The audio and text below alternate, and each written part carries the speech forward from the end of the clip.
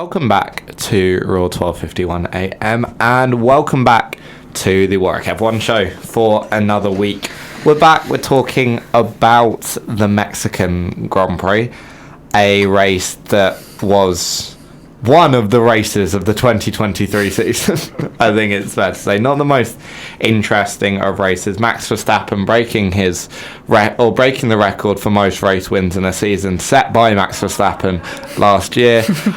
Lewis Hamilton coming in for second place. Charles Leclerc in third. The two disqualified end up on the podium together a race later. Sergio Perez, the big story coming out of the weekend, went for a move at turn 1 to take the lead, very Max 2021-esque, but it didn't pay off.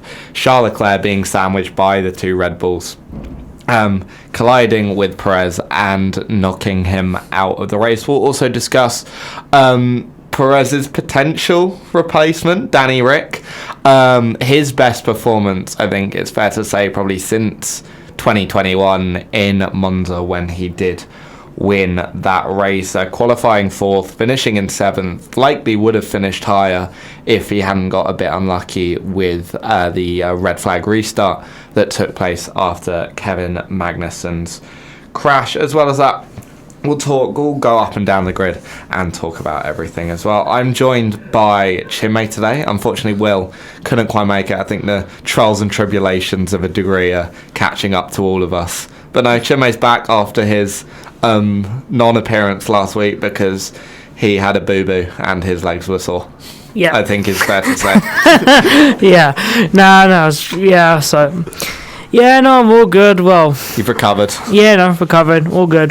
It was only just playing football and my legs just decided not to work. So. Yeah, fair enough. And you watched the race, and we'll start with the ratings out of 10 like we normally do. Yeah, I think it's the worst race of the season. I'm trying to think because this season's been, I think, fair to say, not the most interesting in terms of front-running action. I'm trying to think of any that weren't you might be right. I'd probably give it a 3. I thought there was some engaging, narratives. It's not really but in the race itself nothing really happened other than the first corner. I mean, look, literally the 3 things I can think of is obviously the first corner crash with Perez, Danny Rick, as we will go on to discuss, the whole pit lane shenanigans in qualifying, and Tsunoda crashing into Piastri. Lewis's overtake on Leclerc was pretty good. Yeah, that's true. Almost went onto the grass. And I guess we'll start with, before we talk about the race specifically, just this, the Mexican Grand Prix, again, was dull. It came onto the calendar in 2017? Something like that. It's around 16, that time. 17? Around that time, yeah. And I'm going to be honest, I don't think it's ever produced an interesting race. I'll probably say the first couple weren't too bad, to be honest. 2017, 2018. I think when Max won that one, there weren't actually bad races. But they weren't they're not bangers. Races. No, they're not absolute bangers, but they weren't actually bad races. I think 2019 wasn't too bad. It wasn't a good race, but it wasn't dull. And then we didn't go there in 2020. No, obviously the pandemic. Did we go there in 21? Yeah, that was the year. Well, Max went round the outside. Yes. Of the two Mercedes right at the start. Yes, and then imagine if that had happened back in the Perez had happened back in 21. If Bottas and Hamilton are both brake late. Yeah. And Max is knocked out of the race. Yeah, then that would have decided the championship at that point, though. But then, and then obviously last year, which was completely boring. And obviously, as we're filming it yesterday, as we're recording this episode, so. And we were discussing this before we started. It's what is the issue with the track? I mean, you were saying the altitude. I definitely think the altitude plays the biggest part because if you notice, I'll go a little bit technical here. I'm in a very engineer's mood today, so I will be going quite technical on a lot of stuff today. But the problem is with the altitude, you'll note that the air is a lot, and we're talking like this is 3 times higher. I think the next highest race is Brazil, I believe. It's either Brazil or I think it might be Austria. It's either Brazil or Austria. I think it's Brazil. I believe it's Brazil, but I think because second place is about 1,000 meters, and I think Mexico is about 3,000 meters high. Meters or feet. Mexico's I think 2,000 meters above sea level. It's about 2 to 3 times above the rest of the track, so the air is a lot thinner to begin with. Here we go. So Mexico is 2,200 meters above sea level. The next highest, you were right to say, was Interlagos. Interlagos at 1,000. Then I think Austria is about 900, around there. Yeah. So obviously you probably notice that even though Mexico is a mostly straight circuit, there's a lot of straights. You generally find that if the altitude was in line with the other circuits, you'd rather find rather low downforce swings. But everyone is running the Monaco level downforce because of the thing. And then on top of that, so slipstreams is pretty much non-existent as well.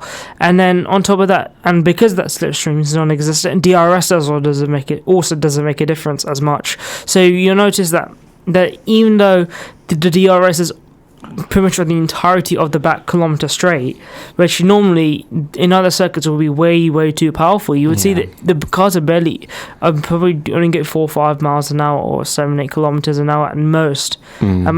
So the cars can't follow closely as well because of the overheating issues and everything as well. So pretty much most forms of close racing are already thrown out the picture anyway. Not to mention there's almost non-existent. I think this year there was a bit more than usual, but there's not much tire deg as well, so you don't see much variation in the strategies either. So all in all, it's just the weather plays a massive part in itself and sort of just not providing what we see in a good race. I also think the track layout isn't great.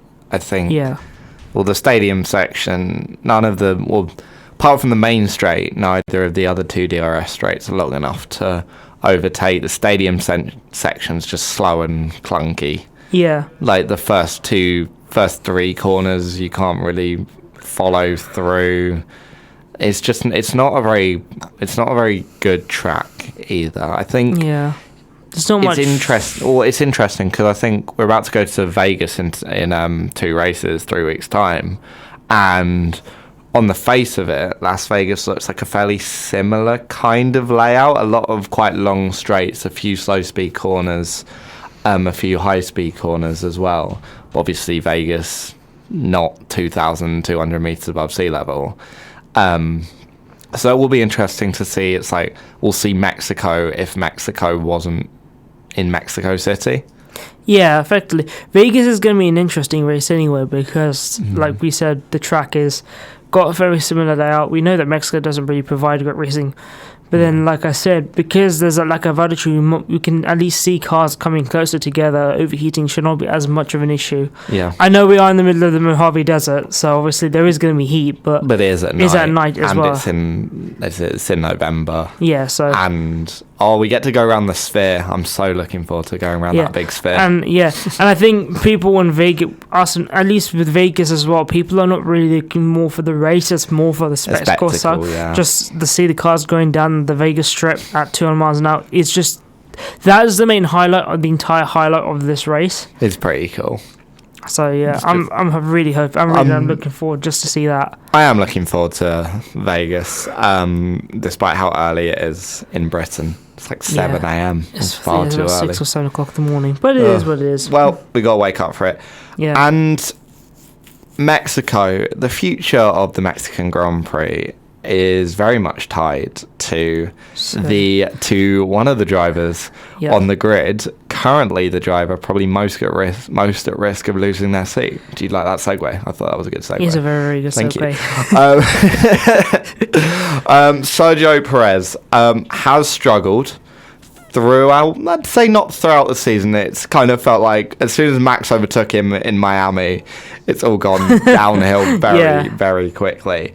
And this week was another struggle for Perez. Did have quite a good qualifying session, only a 10th and a half behind Max, started P5 compared to Max's P3, and had a very, very good start. Yeah. Which, to be honest, was probably the cause of his downfall. He goes down to turn 1. If anyone does, we bring it up far too much, but there's so many parallels to 2021, and I'm going to use another one here of back in 2021, if you remember, Max goes around the outside of both Mercedes and does go on to win that race.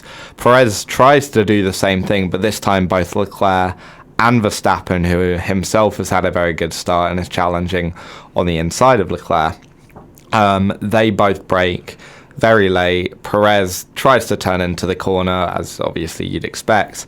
Leclerc kind of gets sandwiched between Verstappen and Perez. Sends Perez, sort of sends him into the air, sends him barreling off, not barrel rolling, he just sends him to the air. Perez lands back down, spins, has damage to his side pod, and basically retires. And drives back to the pits and retires from there. And it is just unfortunate because it all comes down to the fact he had an amazing start, an amazing run, and then just was kind of like caught between a rock and a hard place when Leclerc and Verstappen both broke late as well. Yeah, there is a period of I think there's bits of unluckiness here, obviously, because obviously we see Leclerc and Max break a lot later compared to Hamilton and Bottas when Max made the move 2 years ago. But I think also, if I remember correctly, when Perez actually took the corner, he actually cut inside a fair amount as well. Whereas Verstappen literally stayed right on the outside of the two Mercs, and Bottas did back up complete. Whereas obviously, Leclerc is mainly batting Verstappen. He's not really expecting Perez to really go for it in that corner as well. But then, he was saying this after the race in that if he didn't, there's regret, but there's also acknowledgement that if he's a racing driver, he was always going to go for that. Well, if you're no longer going for a gap that exists, you're no longer a racing driver. And that's what I think was said in the interview as well that took place. And if you gave him that opportunity 10 more times without knowing the outcome, he'll go for it 10 more times. I'm not going to personally properly blame Perez. I mean, it is Perez's fault, the accident, but don't get me wrong. But it's something that, thankfully Leclerc wasn't compromised completely as well. He had front wing damage. I don't know if they replaced the front wing. They'll have replaced it during the red flag, I imagine. I don't think I saw it getting not during any pit stop. Damage after that. No, because it was only just clipping the front. Because it was just a clipping. It was just the front wing end plate. And then that the end plate fell off. But it's a weird one as well. But I suppose the biggest thing for Perez is now that has really put himself in the firing line to be ejected from that second seat now. Yeah, it kind of... Mazda tying Ricciardo into this now as well. Well, it kind of like after last week and Hamilton's disqualification, there ended up being a 20-point swing in terms of what would have happened if Lewis had kept his P2 versus what actually happened. So obviously Lewis loses 18 points, Perez gains 2, and you think the gap then is 39 points, and 39 points in 4 races looks pretty much impossible. Difficult, especially if you assume Max is more than likely to take the race win on multiple cases, which means the gap per points is now exceptionally low. But you get now a 19-point swing because Lewis Hamilton finishes second, gets the fastest lap. The gap is back down to 20, and that is 7 points a race, and it's not easy, No. And if Perez ever finishes ahead of Hamilton, then you'd almost go back to saying this is going to be insurmountable. But if Lewis continues and Mercedes continue to look good compared to everyone else, maybe with the exception of Verstappen, Lewis, P2 is Lewis's main goal. Yeah. That's 18 points, and then Perez has to be finishing in the top 4. He has to, if he finishes 5th to Lewis's 2nd, that's 8 points, and if he does that 3 times, then that's 24, and that's the swing, and that's not even counting fastest laps, not even counting the sprint race that is taking place next week in Brazil. So it brings the pressure back onto Perez, where after the events or after the US Grand Prix had all been sort of shuffled out, the pressure wasn't off, but it was a lot less than it perhaps was had Lewis, or before the weekend, or had Lewis even kept his P2. Yeah, no, definitely. It's yeah, and especially like, and we'll probably go into this when we preview into Lagos for next week, that the Mercedes should be the dominant car last year, and so should be looking strong next week as well.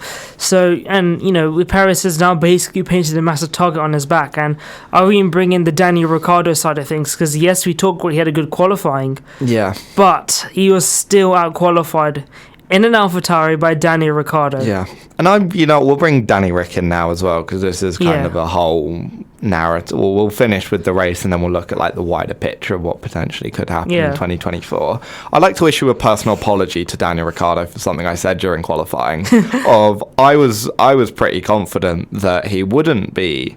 He'd be in the, obviously he got to the top 10, but I thought he was going to be P8, P9, because I just assumed Yuki Tsunoda was giving him a fat toe down the main straight, which I think was taking place. Yeah. But P4, I will issue a formal apology to Danny Rick. Apparently he is that guy around the Mexican Grand Prix. No, but not just that as well. I remember I was watching a video earlier today as well, and I've been reading a little into the technical, so like I said, I'm in a very engineer's mood today. So apologies, I'm going to go, I won't spend too long on this, but there is a technical reason why Daniel Ricciardo's form might not just be contained to Mexico alone. It could carry on to the following races. So in fact, I'll go back to and talk about McLaren. So with Daniel Ricciardo's driving style, unfortunately, because Daniel likes a very, very stable front end, front end of the car, and he doesn't mind the rear being unstable either. Loosey-goosey, as you probably described it. A loosey-goosey rear end, let's just call it that. But then the problem is when he was at McLaren, the McLaren did have the unstable rear end, but then neither was the front. The car was not very, very stable with his downforce that Daniel Ricciardo would have liked. So he found it very, very difficult to really extract the maximum of the car. To put it this way, so that's when you really saw the late overtakes that we saw, basically the Danny Ricciardo of old. Yeah. And then bring on to AlphaTauri, when he first came in, it had a lot of the similar traits of the McLaren, because Danny Ricciardo is obviously a very, very good driver. We know that. We've seen that. Yeah. We've seen some of the great drives he's put on. 2018 Monaco is the first that comes into mind, when he held off Sebastian with 200. Even 2016 Monaco, when he probably should have won that race had they not bungled the pit stop up. Yeah, exactly. And then, so we know that, but he is not as adaptable as, drivers like Fernando Alonso or Lewis Hamilton or Max Verstappen. He's not that sort of adaptable driver. He needs the car to be given to him, so then he has the confidence to really extract the maximum out of it. That he's a bit like Sebastian Vettel in that respect. But then, and then obviously, unfortunately, so then he was starting to get used to it and whatnot. But unfortunately, when he came back, it was only about third race, first practice session, he broke his wrist. This is only his fourth race back in the AlphaTauri. Yeah. So obviously you're out in the sidelines for a year, and you're trying to get back. You're mid-season. You're coming literally mid-season in a car that's obviously not great. That's lacking downforce. It was last in the point standings as well. Exactly. So then obviously he comes back last week in Dakota, and that too as well. And that, so by that point, Ricciardo was starting to get used to the car and whatnot as well. And they did a poor strategy in Coulter as well. They were the only, or they tried a one stop. It didn't work. He pitted onto the softs, I think, perhaps even too early for them as well. So you can't really even use Coulter as a metric. We discussed it last week of Danny Rick at Coulter. Because there are three quick things. So I'll be as quick as I can.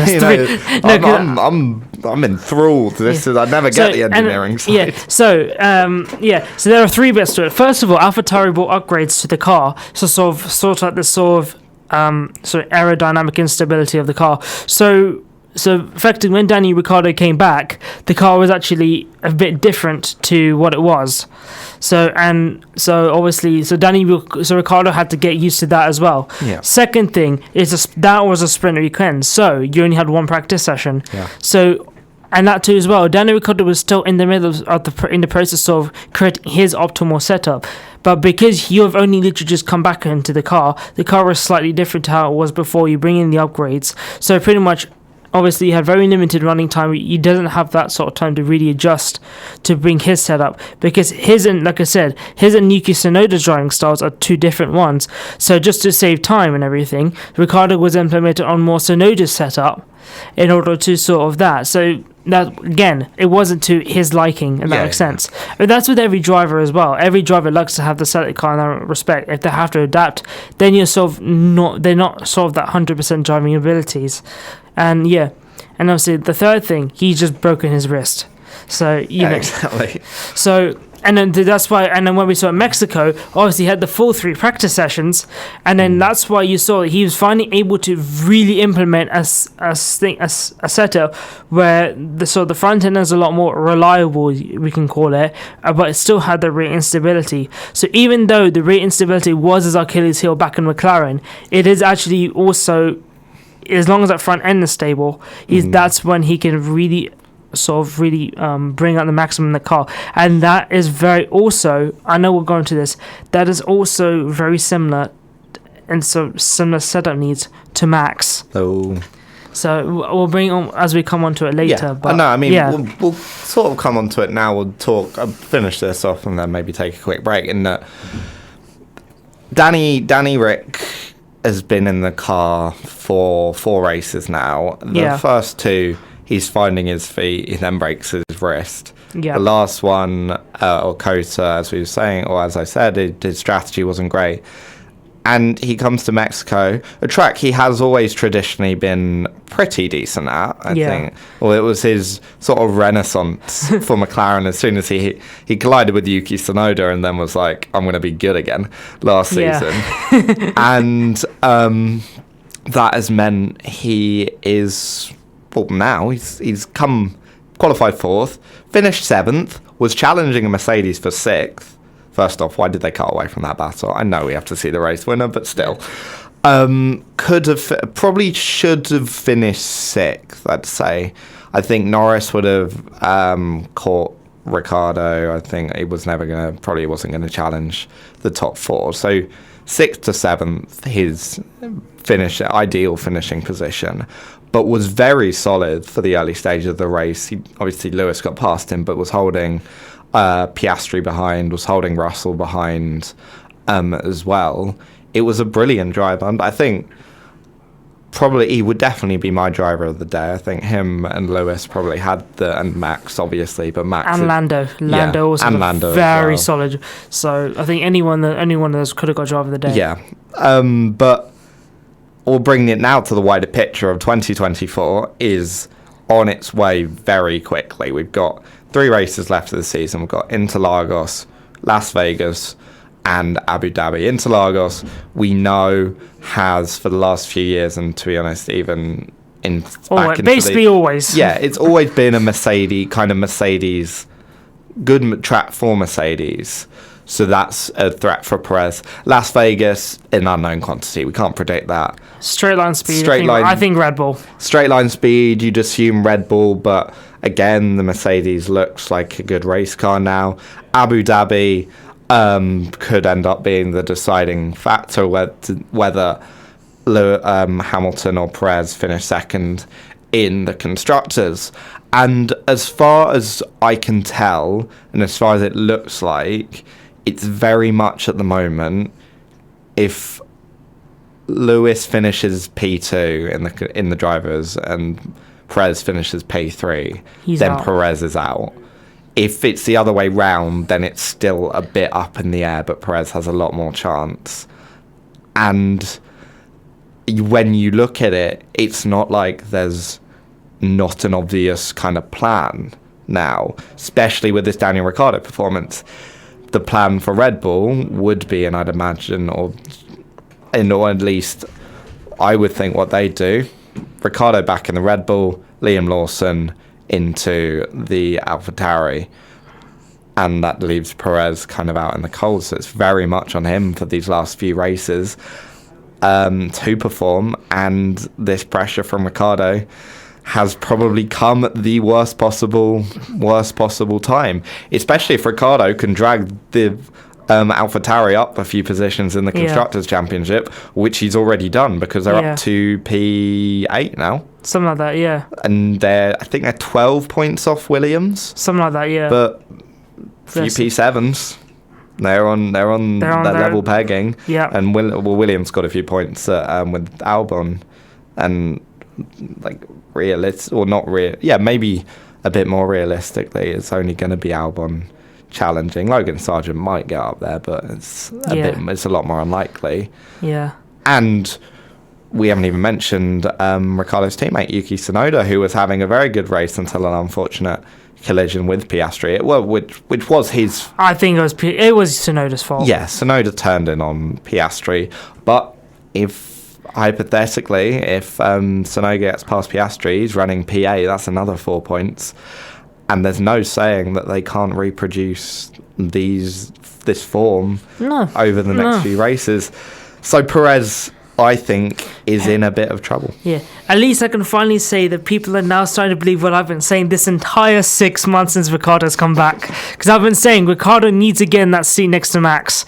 He should be the person, at least for the short term, the next couple of years. I've been saying this for a while now. It would make 2024 very, very interesting, but I think that's a story not for speculation. I think that's a story that we have to discuss. Yeah. If, or maybe when it gets announced. Yeah. We're going to take a quick break now, and we're going to come back and talk about the rest of the race and do our winners and spinners.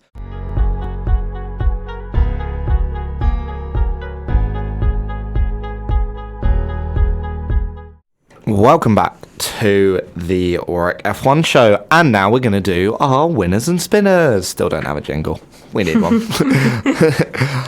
Winners and spinners for the Mexican Grand Prix. Obviously, we've gone through a few. A winner in Danny Rick, a spinner in Perez, a spinner probably also in the Mexico Grand Prix as a whole, but Chinmay, what first winner or spinner? We can go rogue, start with a spinner.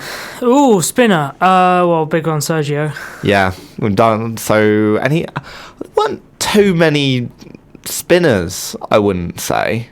No one really had a bad. Everyone sort of had like a kind of. No, there is a big spinner. Oh, Aston Martin. Yeah, I was thinking Aston Martin is the biggest one of the weekend. I don't think a team has dropped off in performance this much for years. I can't think of the last time a team has dropped from solid podium contender to back markers, barely even points. I mean, we've had the swing. This season has been so weird because if it wasn't for Max, this season will be one of the best ever seasons ever. Well, have you seen? It's like someone's been putting together on Reddit like Formula 1.5, where what would have happened if Red Bull had just not existed. I think Lewis might now just be leading the championship. Yeah. But Alonso would have been still, I think he was leading up until this race. Yeah, Aston Martin, they suffered a fair amount. Alonso just looked... He was just dreadful this weekend. It was his worst weekend of the season by a mile. Stroll looked quicker than Alonso during the race. I don't know what was wrong. There must have been something wrong with Fernando's car. Like, or is it just Stroll showing up for the one time this season? She got points last week. I'm as I say, you two bully Stroll way too much. It's mean. No. Lance Stroll looked good, then collided with Valtteri, but he wasn't going to get points anyway, but he was doing all right. Fernando Alonso, I think, a horrific weekend for him. Spanning quali, ironically, that probably helped him get through. Just dropped back during the race. He had no pace. I think he got overtaken by Lance Stroll at one point. Real spinner. And Alonso might lose fourth place in the constructors. He's lost fourth place, I think, actually. I think Sainz is on the same amount of points. Sainz' level is with Alonso now, and now he's under threat from Norris. Oh, he's lost third place, yeah. So I do think Norris might finish fourth in the at this rate he will, yeah. Yeah. But yeah. Another one probably be Kevin Magnussen, but that's more. Really he's a spinner, fault. but it's unluckiness. Yeah, not really his fault. It's just because obviously just the suspension failed. Yeah. Well, and it is good to see that he is all right. Oh, good. Yeah. Obviously, we don't want. It was a big crash. It was a very big crash, and we don't want to see accidents taking place. And no, not like that. Our thoughts go out to Kevin Magnussen. I know he was suffering a little bit after the race because it was a big impact. Yeah, of course he'll have a bit of a shock. It's absolutely not his fault. And kudos to the safety of the F1 cars as usual. We've seen it time and time again that safety is paramount, and the FIA has done an excellent job with providing safety on these cars. And obviously, we know they're striving to get even more better safety. Yeah. So I think the red flag to repair the barrier was definitely the correct decision, despite some drivers perhaps disagreeing with that decision. Not mentioning any names here. No, definitely. But P1. Yeah. What else? You've been praising the FIA. I'm going to counter that with some criticism. The spinner stewards. Right. Yes. So if we've just said you're not going to use stopping at the end of the pit lane as the precedent to follow, and then 5 races later they stop at the end of the pit lane, and then you don't give them a penalty, what are we even doing here? Yeah. Make up, because I think their argument was in the justification for not giving, because it was mainly Max and George Russell that were the two main culprits. There were other incidents, but they were for various other infringements. Max and George stopping at the end of the pit lane. I think the FIA's argument was it's better to have them stopped at the end of the pit lane than going round at the end of the lap really slowly, which I do get that justification, and to be honest, it's quite a good one. But at the end of the day, they've still broken the regulations. You can't just say, because something else could be worse. It's we're not going to penalise them now. It's just penalise them and then change the rules kind of thing, especially when this is now the second time this season Max has, especially Max, obviously George has done it as well. I'm not taking that away, and I know I sound like a right Max Verstappen hater at the moment, but it is now the second time Max has done it and has gotten away with it. Yeah. And it does fuel the rumours, and I don't think there's any truth to them, but it does fuel the rumours that Max or Red Bull do get preferential treatment from the FIA regarding decisions. But I don't know. What do you think? Yeah, no, I think I agree. There's nothing much more to add on it. So, but yeah, they just enforce the rules. It just feels like sometimes the rules aren't enforced when they really should be. And while the justification is a good one, if you enforce the minimum delta rules, then it might not be an issue. Or just it is a big issue at the moment, because especially at races where the toe is so important, and where it is important to be in the right spot, then drivers are going to go out in the final few minutes, and at some point, and we all really hope not, but at some point there is the potential for there to be a big collision between a car going very slowly and a car going very quickly, and which could have like dire consequences. So the FIA need to change the rules, but they should also be enforcing the ones that currently exist, rather than saying the rule is better than what we could have, so we're not going to do anything about it. I don't think that's an unreasonable conclusion to take. No, it's not. Definitely not. But yeah, that's the story for another day. Yep, that's the story for... We'll be here for hours. Oh, we'll just keep moaning about the FIA for the rest of the season. Right, some winners. Lando kind of a winner. He did a Perez winner, where he's underperformed in quali and then I think, I'm not going to get knocked out in Q1 with all the shenanigans that happened. But then obviously a stellar drive to get into P5. Well, he got up to P7 and then pit before the red flag. McLaren apparently hiring some Ferrari strategists with that one.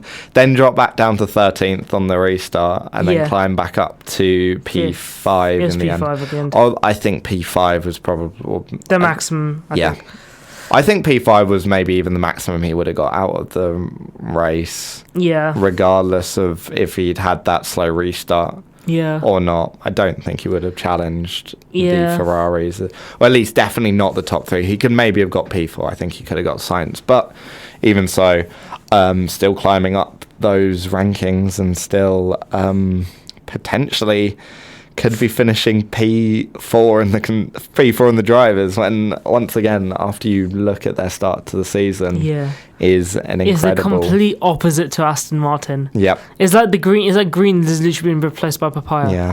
It is weird. And McLaren, I'd say, they're solid P4 in the constructors now. They're not going to... Yeah, they're running away now from Aston they're not going to be overtaken unless there's some insane things that happen. Yeah. But I think Norris, Piastri I think just sort of had a kind of average race. Average race. I think probably the only other winner you can say is Lewis Hamilton. Yeah. Lewis, his third P2 of the season. Something like that. Oh no, I wonder who's got the most P2s this year. So obviously Norris has got 5, I think. Norris has got 5 P2s. 1, 2, 3, 4, 5. Are you by any chance on the 2023 F1 Championship Wikipedia page? No. Are you not?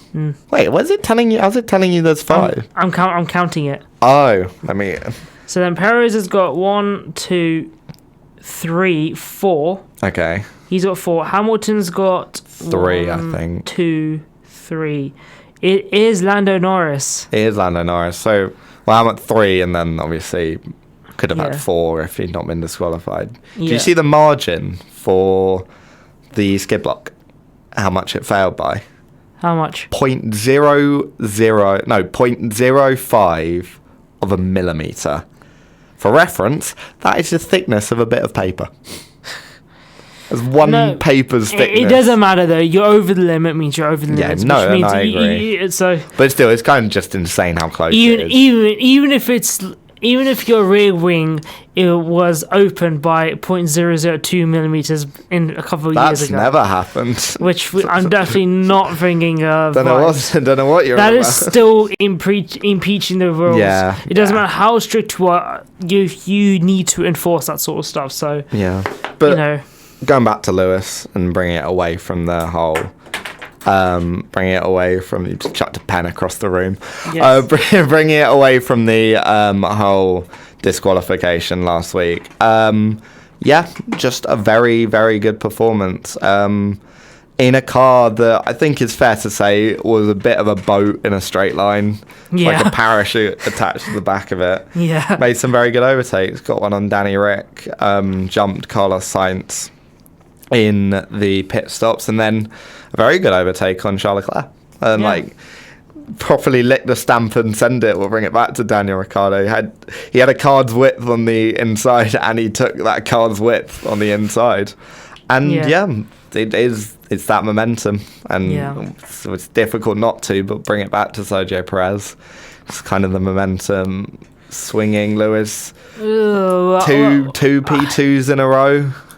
I don't know. Let's see. I think we'll have to see after Brazil. Yeah, Lewis 2 P2s in a row, could have had a good performance in Qatar had he not driven into George Russell. Brazil is coming up. Obviously, Mercedes win that last year. Lewis challenging for the win, potentially could have got it had he not received damage from a collision with Max. It's looking good. The upgrade seems to be working that got applied in Kota. It wasn't just the skid block, or it wasn't the running too low to the car that was apparently the deciding factor. I'm hopeful as a Hamilton fan, and it'll all come crashing down to earth next week. Yeah. Like it normally does. Let's see. Sport has not gone well for me this weekend, apart from Lewis's P2. New Zealand lost in the rugby. The New York Giants lost. And United lost 3-0 to City. Yeah.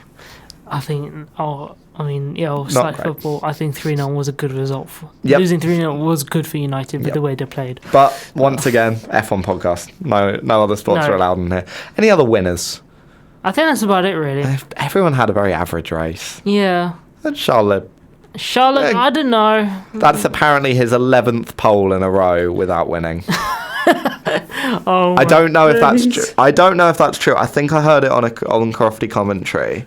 But that feels so many. Well, I don't know if it's in a row, if it's just 11 pole in general. Probably. I think it's in probably general. Run back and have a look at what races Charles Leclerc got pole at and see if it's correct. I think it's in general. I don't think so. It's in a row. Any other ones that you can think of while I Google this? No, I don't think so. I haven't got anything there. Hulkenberg had quite a good race. Almost got points. Yeah, but I think it was too ambitious. Hulkenberg's tyres just died. Right, here we go. Pole positions for Charles Leclerc. He's had 22. So, didn't win at Mexico. No. Didn't win at Austin. No. Didn't win at Belgium. No. Didn't win at Baku. No. Didn't win at Singapore 2022. No, Perez won that. Yeah. Didn't win at Italy 22. Didn't win in France 22 because he spun out. Didn't win in Baku 22. That was Checo.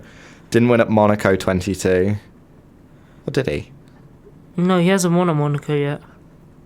No, didn't win at Monaco 22. Didn't win. He was done about the strategy that race. Yep. Oh, yeah, you're right. It rained. I forgot about that.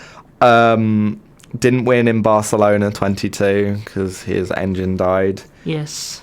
Got overtaken by Leclerc in Miami. The last pole he had was in Melbourne 2022. And he took a Grand Slam there. So, 1, 2, 3, 4, 5, 6, 7, 8, 9. 11 poles in a row now. I thought he took pole in Austria in 22, but I think he was second. He must have been second. It was either first or second. He must have been second to Verstappen or something. 11 poles in a row. And Will's not here to commiserate. That's a long run of pole positions. 22 poles, to be fair. No, at least we can slander Ferrari today. So. I don't know. You can't slander Ferrari for this weekend, at least. They kind of got a bit unlucky with the red flag and when it came, because let's say no red flag. They're on hard tyres that are 7 laps younger than Lewis is. They're 14 laps younger than Max is. Max is a very good tyre manage. And the Ferrari eats its tyres. Yeah. I think other than probably the Haas has got one of the worst tyre. But it's possible that they come back. I think Max kind of had the race sewn up from turn 1, and I think that's the story of the 2023 F1 season. Anyone else? I think that's about it. Russell was a bit anonymous. I don't think he had a very good race. No. Might be a spinner even. Not quite. He was getting challenged by an AlphaTauri, and I know the AlphaTauri did well, but still. Yeah. Getting challenged by an AlphaTauri isn't the most ideal situation. It was just a boring race, though. So it was. I'm trying to clutch at straws here. What to talk about now? This will be in the bottom 5 of when we do our race bottom rankings. I'm just trying to think if I've forgotten something. Canada wasn't very interesting, was it?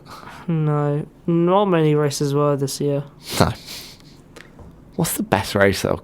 Probably Singapore. I think it is Singapore, to be brutally honest. Because Max wasn't winning it. No, that's no offense to Max. He just does make races look very easy. Yeah, no, kudos to him, man. He has broken the record. Yeah, we meant. Is it 16 wins now? 16 wins, taking it from himself. This season will go down in history as probably the most dominant in I think he's in all F1. He's been every podium all but one, which is Singapore. All but one podiums, all but 3 wins. He's averaging 25.8 points per race. Which is... At a normal race, there are 26 points available.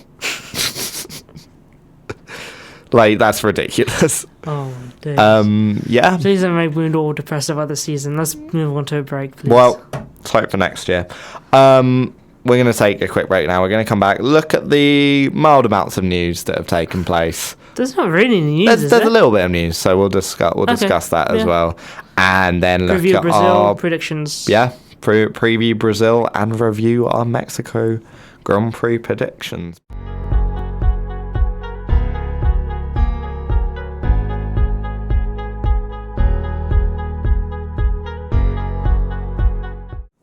Welcome back to the final segment, probably, of the Warwick F1 show. We are going to have a quick look at the news that took place over the last week. So Marta Garcia, the mainstream Marta Garcia, the winner of the inaugural season of F1 Academy, has received a fully funded drive for Prema in the 2024 Formula Renault Euro Cup, so the Freca Series, which is a stepping stone between Formula 4 and Formula 3. So that's, it looks very good from a competitive standpoint that drivers that win F1 Academy can progress. Yeah. And fully, it's a very good decision. I think for everyone involved, it gives Marta Garcia a chance to show what she can do in a competitive series and then potentially move on into the future as well. And the fact it's fully funded as well removes any barriers to entry that money may pose. And honestly, which never ever poses a problem. Yeah, it's never posed a problem in motorsport. No. But yeah, good luck to her. And I'm sure. No, hopefully. Yeah, and I'm sure a lot of people will be keeping up to date with it. Hopefully. And we may see her in Formula 3 in a few years. Let's see how she does, obviously. And the final story is probably, it's one that we spoke about last week, because obviously with all the barge board controversy, the planks being worn too thin, but some of the drivers gave their verdict on it. Lewis Hamilton saying that more cars should be checked after races. So both Will and I were kind of of the mindset that it's always been 4, so it's always been sort of a sample, and we preferred it that way. But more information has come out, and it appears that sample isn't quite so randomly picked as it maybe was sort of thought. And I would say that if you're going to select again, it does look a bit, not dodgy, but it does look a bit like it could be manipulated. Yeah. So, first off, obviously you weren't here last week, so what do you think? Do you think more drivers should be checked after the race, especially if some have failed? And do you think it should be random rather than apparently being deduced by sort of a whole cross range of data and even the smell of the barge board after the race? First of all, it depends on the circuit, because you've got certain circuits you'll see cars grinding out a lot more. For example, I don't know, like Bahrain, I assume, where we always the bump, Baku's quite bumpy, like a bumpy track or something like that. Then definitely there should be more. It's a hard one because I can see why more should be tested, and I can see why the sampling or the so-called random sampling is done. But Yeah, I think it's more track dependent. If it's on a more bumpy track, I'm definitely with Hamilton. More cars do need to be checked. That's something I'd not considered. So do you think maybe a way could be if you check 4 and if you fail, you check another 4, and if some of them fail, you check another 4. It's all, I would say it's all scenario dependent. Because that way it's a lot more dynamic. And also, not just do a select number, change the number each time of how many get selected. So if you want to do more, do more. If you want to do less, do less. But just don't tell anybody. Yeah, also, make it random. Yes. Because... actually make it random might be useful. This whole data... I get on the face of it why data is used, in that you're going to check the drivers that look a bit more iffy, kind of. But... that's not really what it should be about. It should be, if it's truly random, then everyone has the same risk of being called up and potentially breaching it. Yeah. Rather than it, I'm in no way saying it's open for manipulation, but doing it non-randomly opens that possibility. Opens that possibility up. I'm not, as I said, I'm not saying that is what's happening, but it opens up the possibility for that. Yeah. And it just does seem that if you're going to check a sample, make it a random sample. Otherwise, you check more cars, kind of thing. Yeah. Yeah. Well, I'm sure I think this debate will be one that goes away, and then I'm sure it'll come back when the next driver gets disqualified and we ask the same questions. That's F1. It's like wherever year we go to Austria and suddenly track limit debates become all the rage for the weekend. Right. Predictions for Mexico. Okay, so... my segment. So I wasn't, obviously, because of my hamstring injury last week.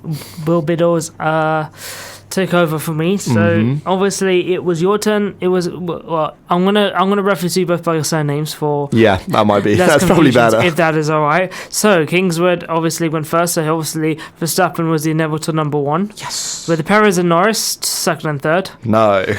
Which didn't go well. To be fair, Perez P2 could have been on the cards had he not decided to drive into Leclerc, and Norris could have been he could have contested the podium if he didn't have such a rubbish quali, but yeah. And then your 1 pointer was Max was booed on the podium, which he wasn't. Well, no, he wasn't. And actually, quickly, we forgot to mention this. Don't boo drivers. No. Don't boo Leclerc. It wasn't his fault. No, it just happens. I get he's knocked out your favourite driver, but that's not his fault. And especially when it isn't his fault, it's not.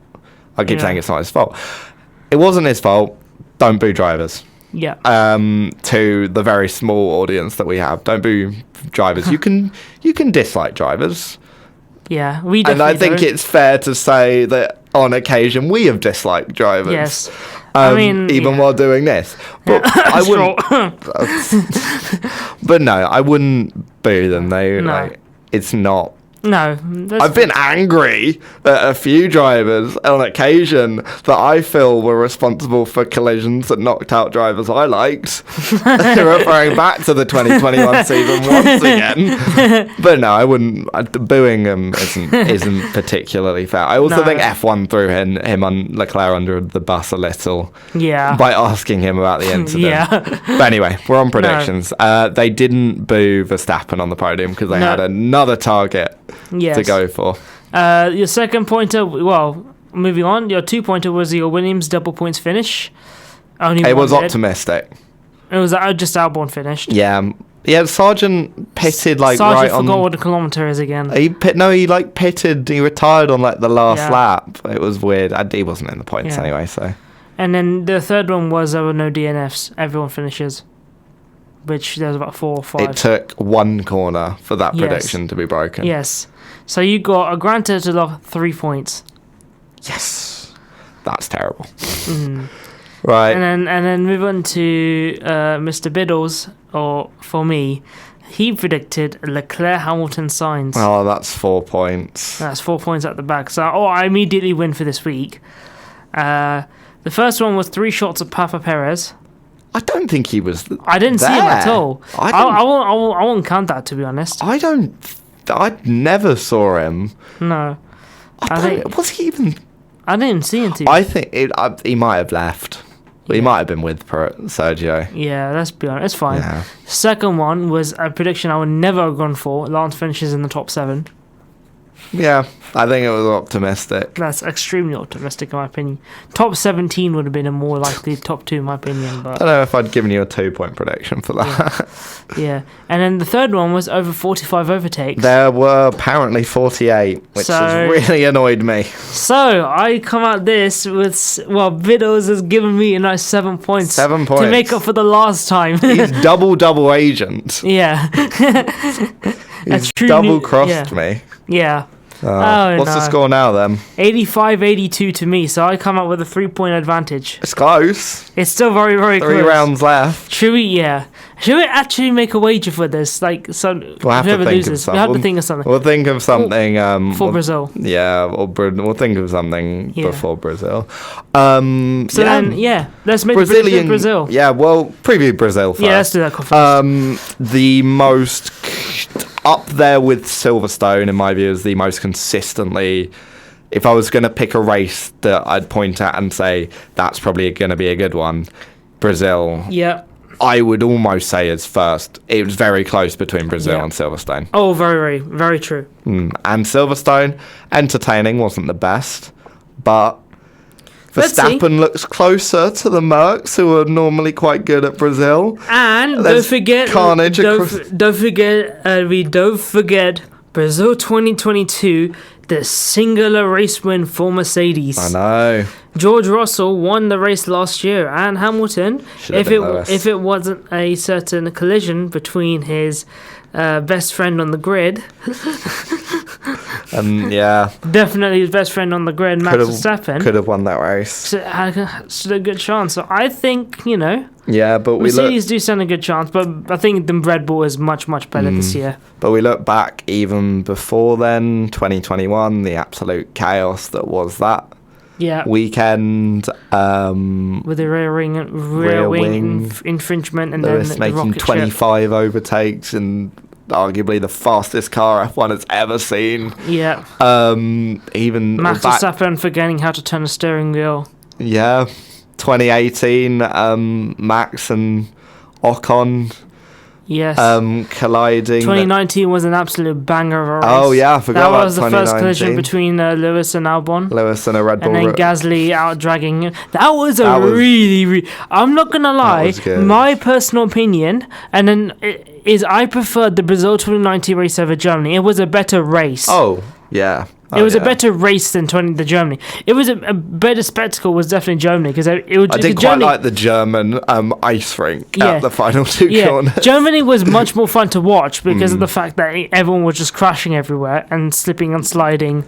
Because even like Max Verstappen halfway through, even though he pretty much he won the race quite comfortably. I did, but even most of the race he was being challenged by Lewis. There were safety cars at every possible opportunity. Yeah, and then because he had a whole 360 in that race as well. Sebastian coming from last to second, Hülkenberg binning another podium chance. Oh yeah, Germany. I was thinking Brazil. Yeah. But even in Brazil, I thought, yeah. And then I'm just trying to think of more pilots. Obviously, both Mercs bottling it. Well, yeah. But now I'm thinking back to Brazil's even years ago, obviously 2008. Lewis, his first ever championship. 2009, Jenson Button winning his only championship. 2012. Yeah. You've got Hülkenberg's best chance at a podium. Yeah. 9 years later, can he repeat it? With Alonso's glare. Oh, why can't Brazil end the season? I missed it when it did that. Oh well, but great Brazil, race. Okay, what we've shown, Brazil, banger. Yes. Please be the same this year. It's a sprint weekend. Yeah. So, the last one of the year, finally. Me and Will have expressed our in contrary to popular opinion about sprint weekends, but I do think shoving a few of them quite close together has been a bit annoying, exhausting. Yeah. I feel like it's something a bit different, but I think I think Brazil is one of the best races for a sprint. Yeah. I think you just need some tweaking this. Yeah. This I also format, think the weather, obviously in Brazil, is very unpredictable. We are scheduled rain on Friday with the quali. And then the other 2 days are looking bone dry, though. Yeah, but could have a weird pole position like we saw last year with Kevin Magnussen. Yes. Starting all the way at the front for the sprint. Yeah, but that didn't last long. Yeah, well, it wasn't expected to. No. Kevin, it was in a pass. Yeah. But that's more too because Ricardo smacked into him. Well, we had the sprint before. In the sprint, yeah. He smacked into him during the race. He dropped back during the sprint. Oh, right, yeah. Because remember, it was the last format when the sprint grid decided to because basically the sprint at that time was basically an extension of the race. We ignore that now. Yeah. Okay, let's do the predictions then. Predictions, because we're waffling. My turn this week. It is. Go on. Lewis Hamilton to win the race. Oh, he's not taken Max Verstappen P1. No. That is a shout. When is the last? That's probably the first time since maybe the very start of the season that someone hasn't taken Verstappen P1 first. A monumental shout. I'm doing it. I had to break the trend. I'm going to take Verstappen. Fair enough. And who's your number 2? Oh, that's a good question, actually, because I would have taken Lewis number 2. Who will I take? Thing is, Verstappen number 1 kind of removes Verstappen. I want Verstappen number 2 as well, just in case, but I am going to take... How good a Ferrari around these? I'm taking Norris P2. Okay. Just so you can't good, because my number 2 was not Norris. Oh, who do you want? He was my number 3, George Russell. I was thinking Russell, but he's not been performing for these last few races. No, but don't forget, if you look at last year, he was not performing at this point. Singapore was only a couple of races before, and he had an absolute stinker. He wasn't performing that much, and then next thing it comes out of nowhere and Brazil wins it. True. So. Yeah, I wanted Norris 3rd, but I couldn't have him. So yeah, I'm going for Mercedes 1-2. I know. I'm bold shout. You're taking 3rd. I'm going to back my man Oscar Piastri. Ooh, okay. I'm going wild. Why not? I'm just gonna take Charles Leclerc. I think Leclerc P3. Yeah. I'm going to take as big as a risk as I did in FPL this week. How many points you get? Despite, I think I got about 68. I got 9. I mean, even though I'm leading in my friend by quite some margin, I took out Haaland. Oh, well, which has come back to bite me a little bit, but thankfully Son and Diaby performed for me. So yeah, I got 93. Oh, nice. I know my F1 fantasy didn't go very well because I had Alonso and Perez. Yeah, they both retired. Back to the F1 1 point prediction. What are you going to go for? 2 different winners in the sprint and the main race. Oh, okay. It's a difficult 1 point, so I'll give you a bit of leeway if you want an easier 2 and 3. I'm keeping that 1 point up. All right. I'm like I said, I'm going very out there. My 1 point is gonna be.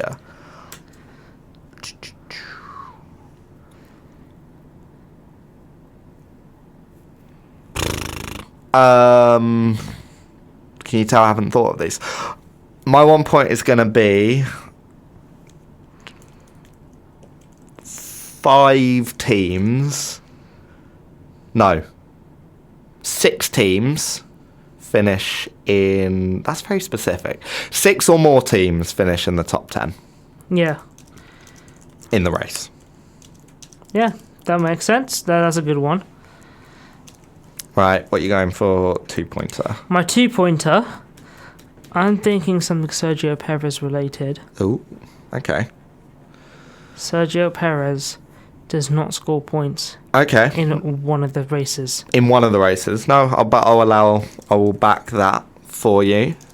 I am going to say for my 2-pointer, and with the current knowledge of the weather forecast in the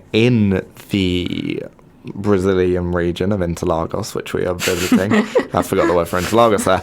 I am going to say I'm going to go either of the qualifying sessions. Yeah. There's a wild top 5 person. Yeah. So basically, when I say wild card top 5, I mean anyone that's not driving a McLaren, a Ferrari, a Red Bull, or a Mercedes, or Fernando Alonso. Not top 4 or Alonso. Yeah. Basically, not the top 9 of the championship. Yeah. So there is either the quality sessions have a wild card in the top 5, i.e. not top 4 or Alonso. Yeah. It's a long one, but I'm setting out the rules so we don't have to argue. Yes. We don't have to argue about it. Then your 3-pointer. I've thought this one already. Okay. AlphaTauri overtake Williams in the constructors. Oh, how many points would they have to 12 do? 12 points. They've outscored by 12 points. I might go along the same lines, actually. What is the gap between Norris and the 2 drivers ahead of him? 13 points? Stunning. It is 14 points. Yeah, I'm going to go along the same lines. Norris overtakes both Sainz and Alonso in the Drivers' Championship. You know what? I think that's a very bold one. Well, in it to win it. 14 points. Have to do well in the sprint, well in the race, and both the Spaniards would have to collide. I feel like you would have given me one of them, wouldn't you? I feel like one of them. No, I'm sticking with 2. Fair enough. Stick to my guns. Okay, fair enough. So, just to go over, really quickly. Mine is a Mercedes 1-2 with Hamilton, then Russell, with an Oscar Piastri sneaking that 3rd place. Yeah. And then my 1-pointer is 2 different winners. There's a different winner for each of the 2 races. Yep. Perez does not score points in one of the races for my 2-pointer. Yep. And AlphaTauri overtakes Williams in the Constructors' Championship. Yeah. And then I've gone for my podium, Verstappen, Norris, and Leclerc. Yep. For my 1, 2, 3. My 1-pointer is 6 or more top teams in the top 10 in the main race. I remember that. My 2-pointer, a wildcard performance, a wildcard top 5 performance for anyone outside the top 9 of the constructors of the Drivers' Championship. So basically, no one in the top 4 teams, and Fernando Alonso or one of them gets in the top 5 of the sprint shootout or the normal qualifying. And my 3-pointer, and as we've said, a bold 3-pointer, is that Lando Norris overtakes both Spaniards. So Carlos Sainz. He's P4 Sainz in the championship. and Fernando. No, he's P4. 4, yeah. Yeah. To be P4 in the championship. Yeah, I think that is... that's going to be... we made some bold predictions. Bold predictions, but in it to win it. That's bringing us to the end of the show. Thank you to Chinmay. As always, I've been Will. We'll be back next week to talk about Brazil. It's a race I think we all enjoy and do actually. Hopefully we have all 3 of us in the studio next week. I think we will. It's reading week. Oh, you don't get reading weeks, do you? You're a weird STEM student. And Biddles. Yeah. Social sciences. Let's go. Right, we'll be back next week to talk Brazil. And as always, thank you for listening.